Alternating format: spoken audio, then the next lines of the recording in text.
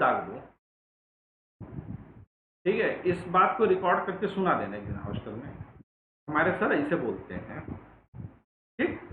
उसके बाद देखो हमारे डर के सब शांत रहेंगे। इस्लाम में पहली थ्योरी है एकेश्वरवाद, मतलब कि there is one God. Hinduism में बहुत सारे गॉड हैं, फिर सारे गॉड एक गॉड में चले जाते हैं, फिर वह एक गॉड भी गायब हो जाता है। ऐसे हिंदुइज्म में चलता है, ये हम पढ़ाएंगे आपको, ठीक है। जब उपनिषद पढ़ाएंगे, वेद पढ़ाएंगे, तब इसको पढ़ाएंगे। उनका ना सिर्फ, अगर क्रिश्चियनिटी में जाए तो क्रिश्चियनिटी में भी एक ईश्वर है। एक्चुअली में क्रिश्चियनिटी का ईश्वर और इस्लाम का ईश्वर लगभग एक जैसा है, क्योंकि दोनों का जो मूल है वो या तो ज्यूइश रिलीजन है या फिर आपका ये कौन सा बोलेंगे, पर्शियन जो रहे हैं, पारसी जिनको बोलते हैं वो रहे हैं। दूसरा इनके बीच की जो है खासियत ये रही है कि एक ही दूत ने आकर के, यानी कि रिप्रेजेंटेटिव ऑफ गॉड ने आकर के मोहम्मद साहब को भी जो है नॉलेज दिया है, और उसी ने थोड़ा सा नाम बदल करके मूसा और इब्राहिम का नाम मिलता है। इन्हीं के जरिए जो है वो ईश्वर का नॉलेज कैरी कराया गया है, चाहे तो वो आपके जो है जीसस हो, ईसा मसीह, या फिर वो सल्लल्लाहु अलैहि वसल्लम मोहम्मद साहब। सल्लल्लाहु अलैहि वसल्लम का मतलब जैसे अपने यहाँ किसी का नाम देने के पहले श्रीमंत और जी लगाते हैं ना, ये वैसे हैं, ठीक है। तो कभी भी उनके जो है जो ग्रेड्स होते हैं इस्लाम में, रिलीजियस ग्रेड्स जो होते हैं, उनके नाम के आगे ऐसे हम लोग यूज करते हैं SAW, सल्लल्लाहु अलैहि वसल्लम, ठीक है। जैसे अपने यहाँ क्या यूज करते हैं, श्रीमंत, श्री, मिस्टर, तो it is a symbol of respect, got it. along with, अब इनके यहाँ और क्या होता है कि क्रिश्चियनिटी में बाइबल में भी एक ईश्वर है, और वो भी विदाउट बॉडी है, विदाउट एनी फॉर्म है, यानी कि निराकार है। कैसा है, मतलब कि उसका कोई रूप रंग नहीं है। तो क्रिश्चियनिटी में भी बिना रूप रंग का है, और इस्लाम में भी बिना रूप रंग का है, और वही सबसे महान है। यहां तक की बात समझ में आई। हम आपको बाइबल भी पढ़ा देते हैं, कुरान भी पढ़ा देते हैं, ठीक है। साथ में हम कंपेयर हिंदू से भी कर देते हैं। कभी फुर्सत रही तो अवेस्ता और गुरु ग्रंथ भी पढ़ा देंगे आपको, सब सिलेबस में है, ठीक है। अब ईश्वर है तो एक है, लेकिन उनका जो ईश्वर है क्रिश्चियनिटी में, उसको एक बेटा भी है, जिसका नाम है जीसस। लेकिन इस्लाम में जो गॉड है उसका कोई भी बेटा नहीं, वह इस तरह के किसी भी नेपोटिज्म से मुक्त है, ठीक है। तो इसलिए बीजेपी वालों को सबसे ज्यादा पसंद कौन सा धर्म आएगा, जो नेपोटिज्म फ्री है, इस्लाम, ठीक है। और कांग्रेस वालों को कौन सा पसंद आएगा, क्रिश्चियनिटी, क्योंकि वहां पर नेपोटिज्म, ठीक है।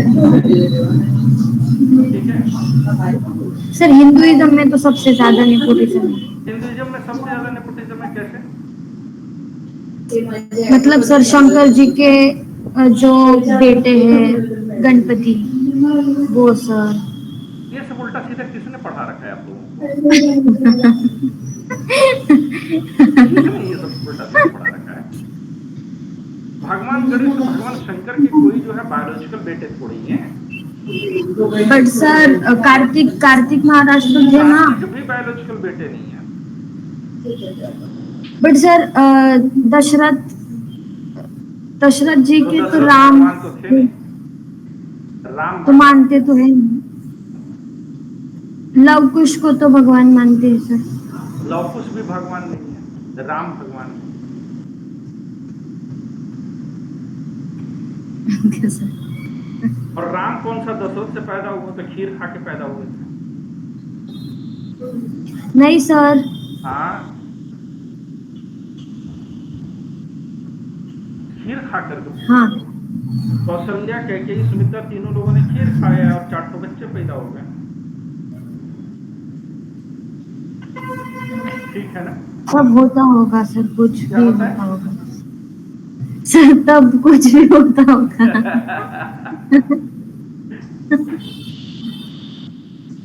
मैंने एक वीडियो भेजा था आप लोगों को ग्रुप में, रामायण कथा करके। हाँ सर, वो आप जो पोयम बोल रहे थे वो पोयम के ठीक पहले उसको वो नहीं सुनना, देखा सर। सारे जो है ओके कंफ्यूजन सर। दूर हो जाएंगे। हिंदू धर्म के ओके बारे में सर। जितनी कंफ्यूजन है सबके सब दूर हो जाएंगे। ठीक है ना? तुम्हें भी भेजा था खुशी, तुम भी देखना, ग्रुप में है। ग्रुप में क्या, एक्चुअली में आप लोग को जितने भी मैसेज जाते हैं ना क्लास वगैरह के रिलेटेड, वो एक ब्रॉडकास्ट ग्रुप बनाया है मैंने। तो उसमें मैसेज डालूंगा तो आप लोग के पास इंडिविजुअल जाते हैं, तो आप लोग को लगता होगा कि इंडिविजुअल आ रहा है, पर वो मैं भेजता एक ही बार में।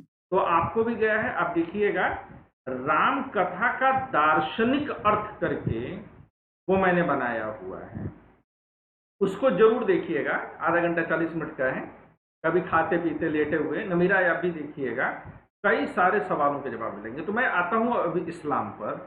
इस्लाम में अल्लाह का कोई बेटा नहीं है, ठीक है? तो बीजेपी की फेवरेट रिलीजन कौन सी हुई आपसे? इस्लाम। और कांग्रेस की फेवरेट रिलीजन कौन सी हुई? क्रिश्चियनिटी। ठीक है, बाकी जनता अपने हिसाब से देखेगी, पार्टियों का मैंने फिक्स कर दिया। अब इसीलिए देखिए, बीजेपी के जितने भी नेता होते हैं दिन रात इस्लाम मुसलमान जपते रहते हैं, क्योंकि उनका फेवरेट है। जैसे हनुमान राम राम जपते हैं, वैसे बीजेपी वाले नेहरू नेहरू या इस्लाम इस्लाम जपते हैं। ठीक है? खैर ये मजाक की बातें हैं, इसको मजाक करके थी कहने दी।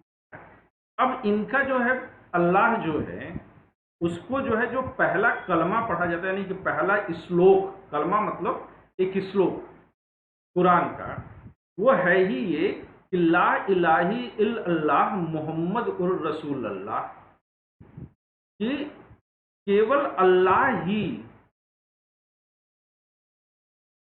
एक ईश्वर है, अल्लाह ही एकमात्र ईश्वर है, और मोहम्मद साहब उसके पैगंबर हैं। मैं आजकल मोहम्मद साहब की कुंडली बना रहा हूँ, डेट टाइम पता करके। बनाया जा सकता है, मुझसे पहले भी बहुत लोगों ने बनाया। I am also try. ठीक है? नंबर 2 कि अल्लाहू अकबर लोग बोलते हैं ना, अल्लाहू अकबर नारा। ये आप जब देखिए अजान होती है नमाज के पहले, जब मस्जिद से अजान होती है तो बोलते हैं अल्लाहू अकबर। मतलब क्या होता है कि अल्लाह इज ग्रेट या गॉड इज द ग्रेट। ये वही लाइन है जो बाइबल में लिखा हुआ है, god is the great, same है। Because the origin of Bible and Quran, the source are almost same. Again अब आते हैं, थोड़ा और आगे बढ़ जाते हैं,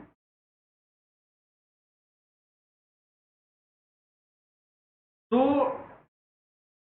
जब आपका जो है ये अल्लाह जो है ये निराकार है, निर्गुण है। दूसरी चीज इनके यहाँ मूर्ति पूजा मना किया गया है कि मूर्ति पूजा आप नहीं करेंगे। तो इनको कहते हैं कि जो बुत परस्त, यानी कि मूर्ति की पूजा करने वाले को अरबी फारसी में क्या शब्द दिया गया है? बुत परस्त। बुत मतलब मूर्ति और परस्त मतलब मानने वाला। लेकिन इसका एक और सेंस है जो मुसलमानों को नहीं पता है। जब वो कहते हैं कि बुत परस्ती काफिरी है, काफिर होना है, मतलब कि काफिर वो है जो बुत परस्त है, यानी कि आप इस्लाम के अगेंस्ट हैं अगर आप मूर्ति पूजा करते हैं। लेकिन इसका वास्तविक अर्थ क्या है कि बुत शब्द को लोगों ने ले लिया कि जो मंदिरों में मूर्तियां रखी गई हैं इसके लिए बोला गया है। धार्मिक ग्रंथों के अर्थ संपूर्णता में लिए जाने चाहिए, वो कभी भी मनमाने तरीके से नहीं लेने चाहिए। तो बुद्ध का मतलब, मूर्ति का मतलब होता है जड़, यानी कि अगर आप डॉगमेटिक हैं, अगर आप रिजिड हैं, अगर आप अपनी चीजों को लेकर के हटवादी हैं, आप टाइम के अकॉर्डिंगली अगर आप नहीं बदल रहे हैं, अगर आप लकीर के फकीर बने हुए हैं, तो आप क्या हुए? आप बुद्ध को मान रहे, क्योंकि बुद्ध चेंज नहीं होता है, जीता जागता इंसान चेंज हो। तो एक्चुअल मीनिंग ऑफ द बुद्ध परस्ती इज कि you should not be very dogmatic, you should accept the changes and must behave according to the situation.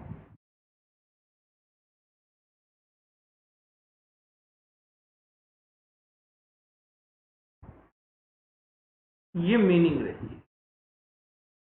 तो ये इस्लाम है। अब हमारे यहाँ जो हम लोग मानते हैं या बाकी सारे धर्म मानते हैं, तो हम लोग मानते हैं कि मृत्यु के बाद भी जीवन बना रहता है, मतलब कि मरता केवल शरीर है और आत्मा आगे कैरी करती है, सोल कैरी फॉरवर्ड करता है।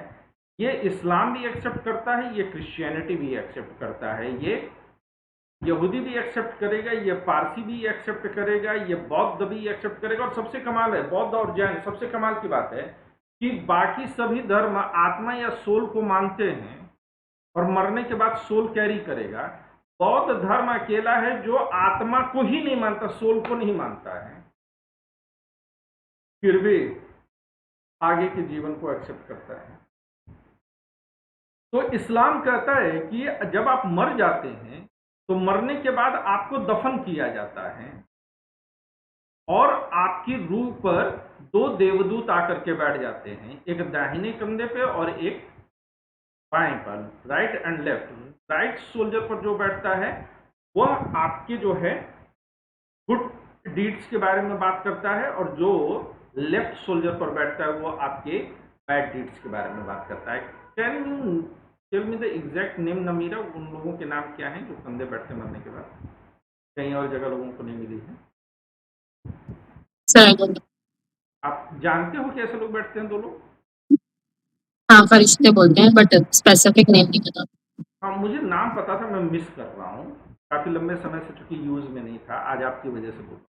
तो वो दो लोग आकर के बैठते हैं और तब तक आपकी सोल रहेगी जब तक कि ये दुनिया खत्म नहीं हो जाएगी। द कॉन्सेप्ट ऑफ प्रलय, डूम्सडे, यानी कि पूरी दुनिया एक दिन खत्म हो जाएगी। एक दिन शुरू हुई है तो एक दिन खत्म भी हो जाएगी। जो शुरू हुआ है उसका खत्म होना अवश्यंभावी है, ठीक है ना? तो अगर कल को आप लोग को कोई लड़का वड़का पसंद आ जाए और रिश्ता टूट जाए तो परेशान मत होइएगा, क्योंकि जो शुरू हुआ है वो खत्म होगा। धीरे धीरे शुरू हुआ तो खत्म जरूर होगा।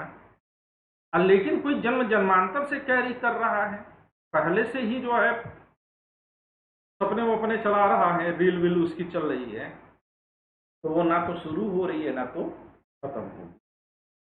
तो ये दुनिया एक दिन शुरू हुई है तो एक दिन ये दुनिया खत्म भी हो। Whatever has started, it will eliminated also. The creation will be eliminated one day. तो दुनिया एक दिन खत्म हो जाएगी। तो हमारे यहाँ क्या बताया जाता है, जो हिंदू धर्म है, हिंदू धर्म मैं नहीं कहना पसंद करता हूँ, मुझे लगता है कि हमें कहना चाहिए वैदिक धर्म।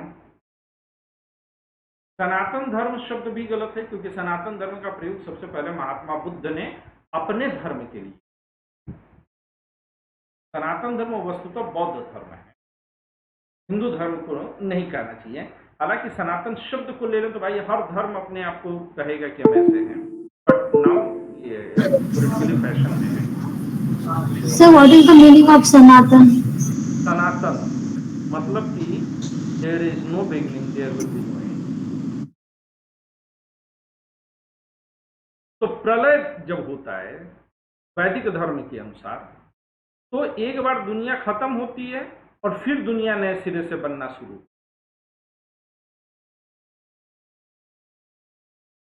लेकिन इस्लाम में दोबारा दुनिया के बनने का कोई कॉन्सेप्ट नहीं।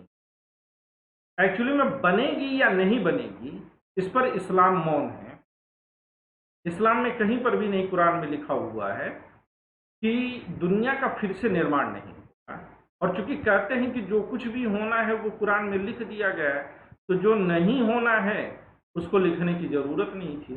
लेकिन ऐसे तो बहुत सारी चीजें हैं जो कि कुरान में स्पष्ट तौर से नहीं थी, तो बाद में उनके लिए एक्सप्लेनेशंस मिले।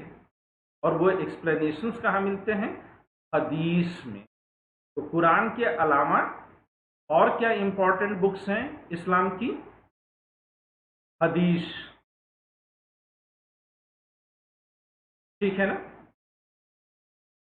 तो हदीस हैं, समझ रहे हो खुशी आप?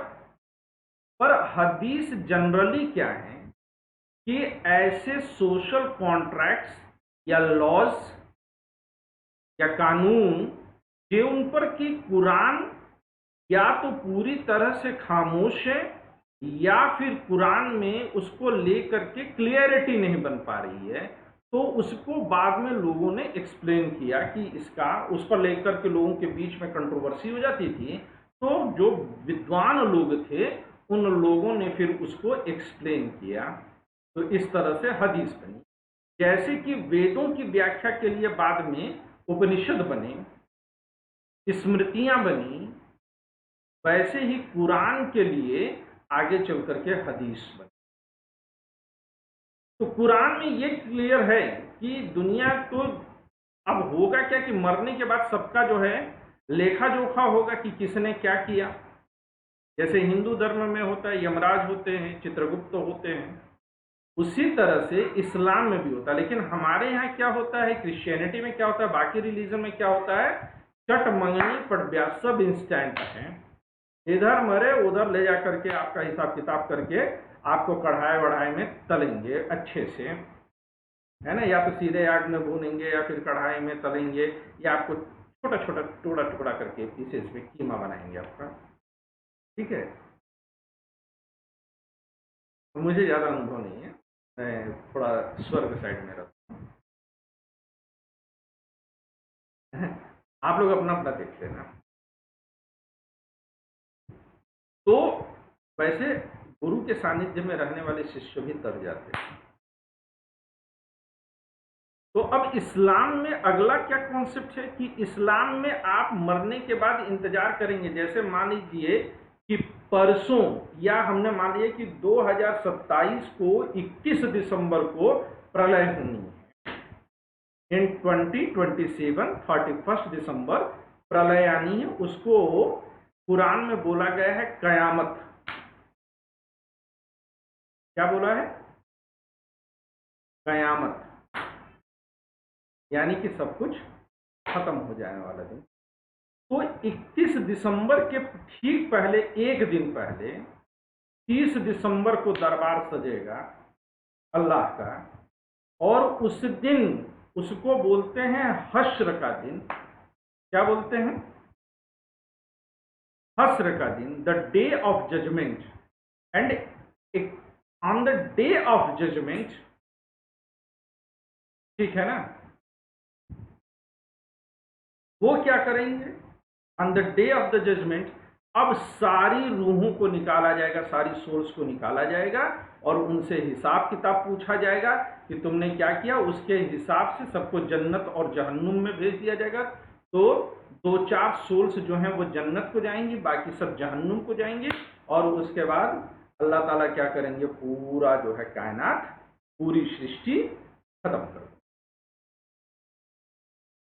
तो अब वो लोग बोलते हैं ना कि कयामत तक हम तेरा इंतजार करेंगे। कयामत तक कोई इंतजार नहीं कर सकता है, मैक्सिमम हश्र के दिन तक इंतजार करेंगे, कयामत तक कोई इंतजार नहीं कर सकता है। हम तेरा इंतजार करेंगे कयामत तक, गाना बना है ना। कयामत तक कोई इंतजार नहीं कर सकता, हश्र के दिन तक इंतजार करेगा।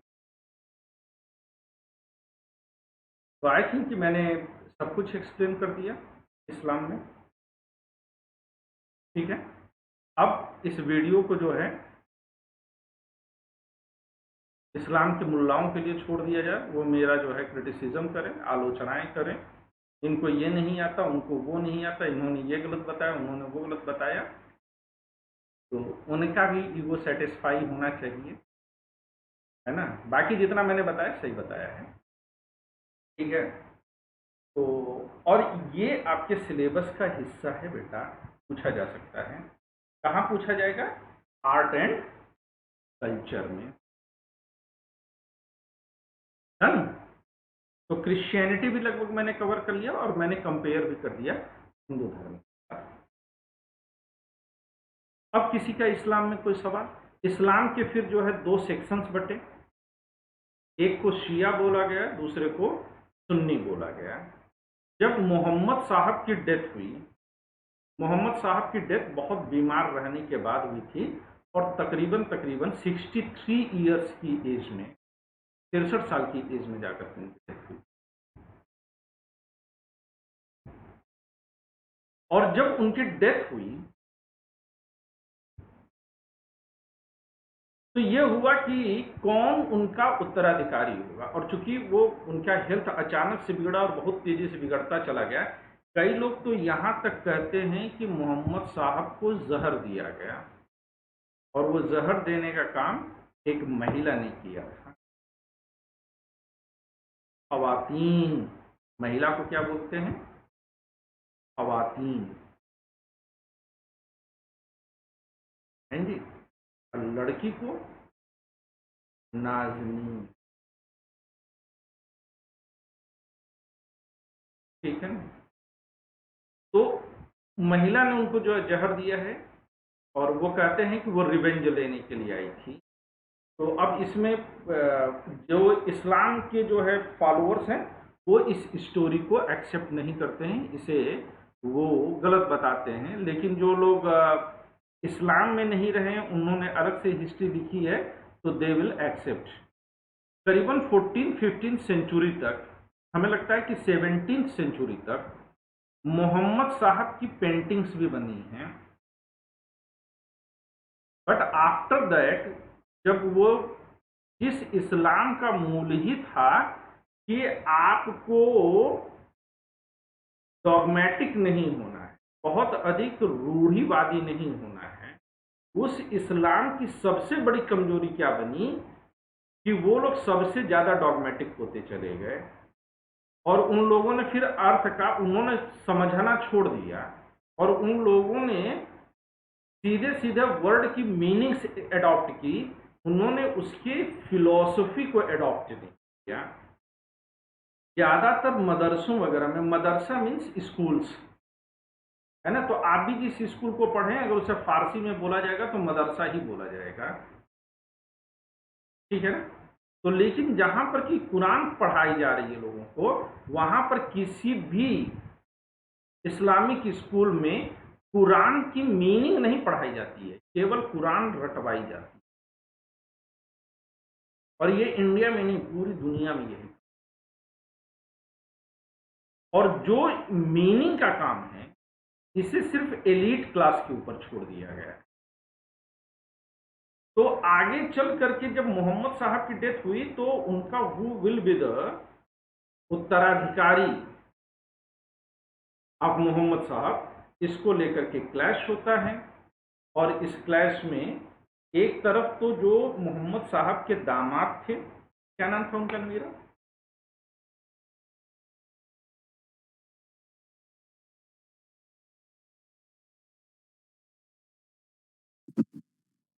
याद मेरा क्लिक नहीं कर रहा। और दूसरे कौन,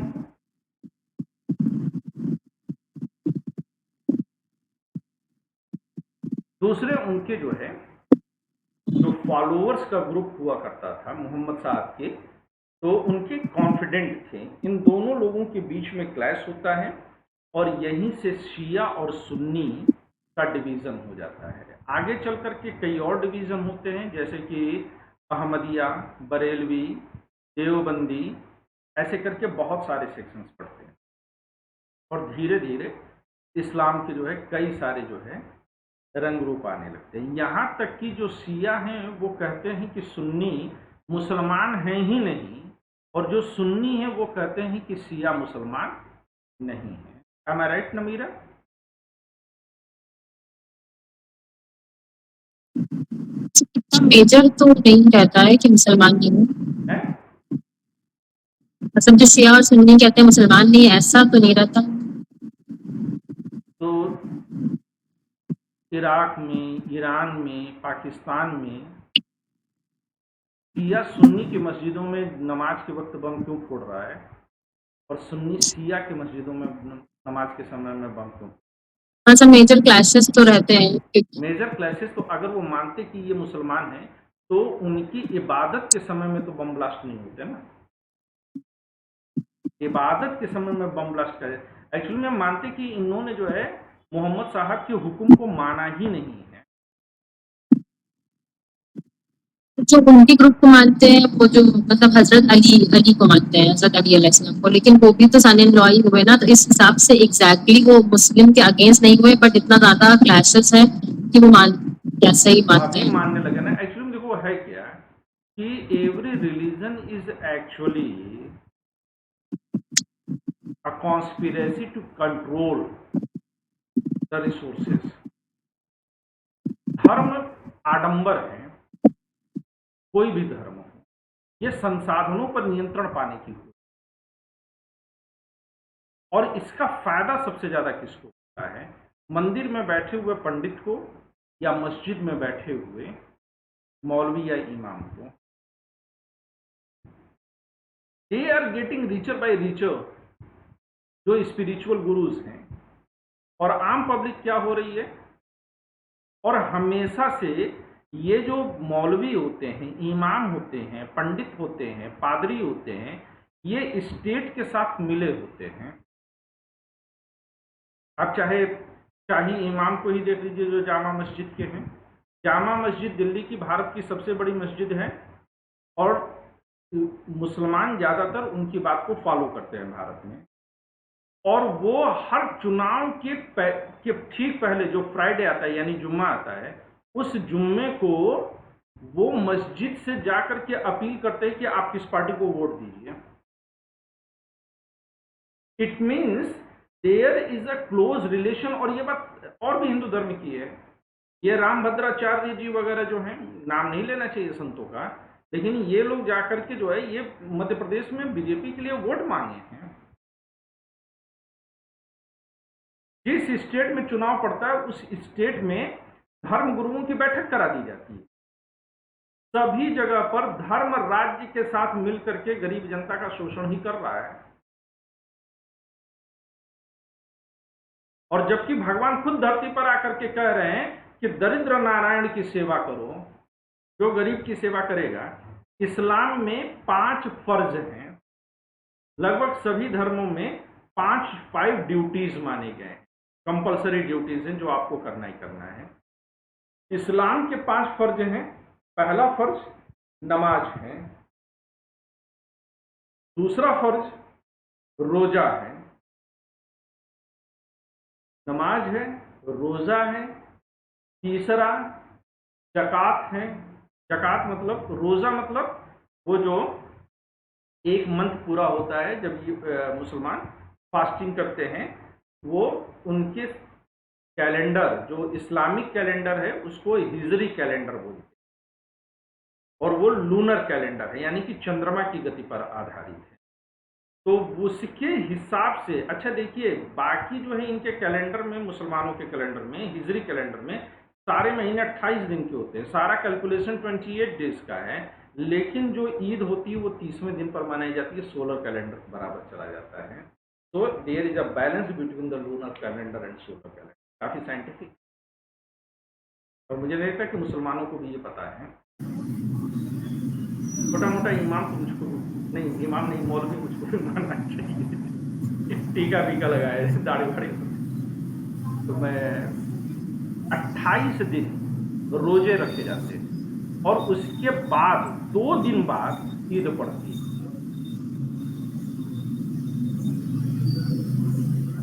तो इसका चांद दिखता है ना, तब जाकर के, यानी कि 30 डेज कंप्लीट कराते हैं, और तब 31 दिन ये जाकर के ईद मनाते हैं। सर वो मस्जिद में लड़कियों को क्यों नहीं जाने देते सर? आते हैं इस पॉइंट पर। पहले तो 5 फर्ज पूरे कर दें। पहला फर्ज नमाज, दूसरा रोजा, तीसरा जकात, यानी कि आप अपनी 1 वर्ष की इनकम का एक निश्चित हिस्सा, that should be 1/10 Namira,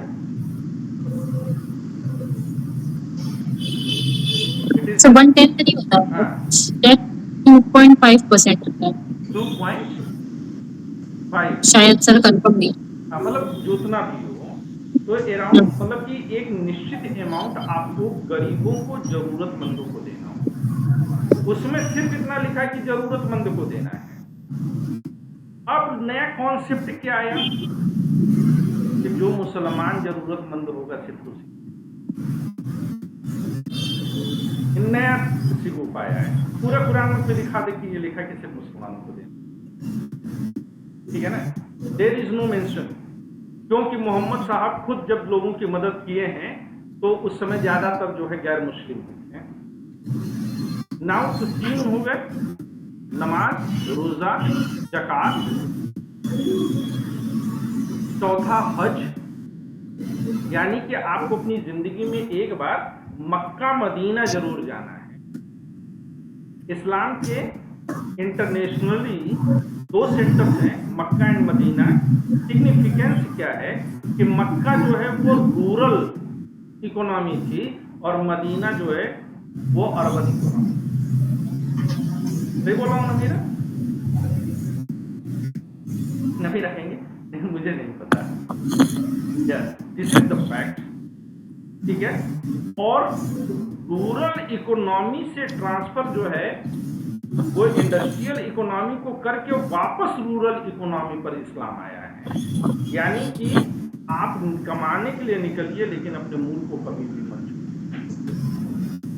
that is the significance of Mecca Medina. तो 4 हो गए। एक और कौन सा फर्ज मैं भूल रहा हूं?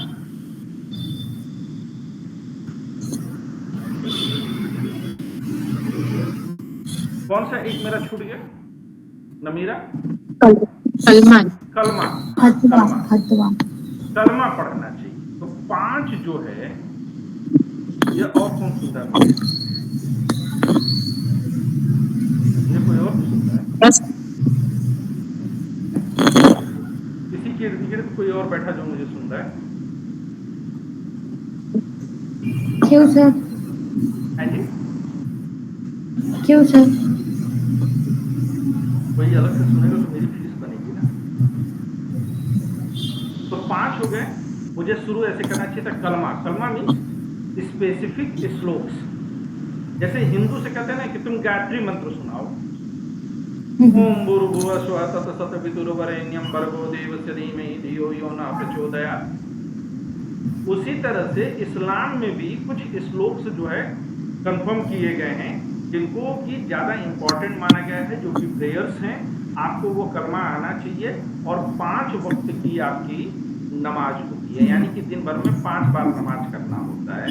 तो बहुत सारे जो आदमी होते हैं उसकी पहली नमाज 5 बजे होती है। जिस समय की हिंदू धर्म में पूजा होती है, हिंदू धर्म में भी मूल रूप से 5 टाइम पूजा होती है। अब तो 2 में जो है कमेंट दिया है, तो अगर आप 5 नहीं कर सकते तो कम से कम आपको 2 तो नहीं। तो कुछ लोग सुबह 5 बजे उठते हैं, 5-10 पर नहा अपना जो है वजू वगैरह करके, मतलब फ्रेश हो करके वो नमाज पढ़ते हैं, फिर 10 मिनट के बाद वो जा करके सो जाते हैं। ठीक है, हमारे यहाँ भी ये काम अब शुरू हो गया है। तो कलमा का मतलब ये होता है कि श्लोक से, जैसे एक पहला कलमा ही जिसे माना गया है वो यही है, जिसे पढ़ने वाले को जो है लोग कहते हैं कि अगर आप मुसलमान बनना चाहते हैं तो ये कलमा आपको पढ़ना चाहिए। इस कलमा को पढ़िए, आप मुसलमान बन गए। ला इलाही इल्लल्लाह मोहम्मद उर रसूलल्लाह। ठीक बोला हूँ ना मीरा? प्रोनाउंसिएशन में कि मेरी गड़बड़ी है? ठीक है। ठीक है, मतलब कुछ सुधार हो सकता है। प्रोनाउंसिएशन सही है। गड़बड़ मीनिंग में है, तो मीनिंग का दिक्कत। आपको ज्यादा तो ये जो है 5-5 का जो है, तो इस्लाम के बारे में मैंने, मुझे लगता है कि मैंने और कुछ छोड़ा nothing. So is there any question on the Islam? Mayuri Andale, Khushi, Namira. Sir नहीं सर। क्लियर है?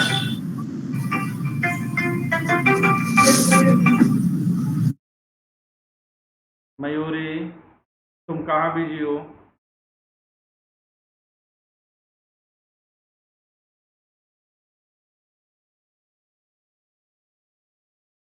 नहीं है सर क्वेश्चन।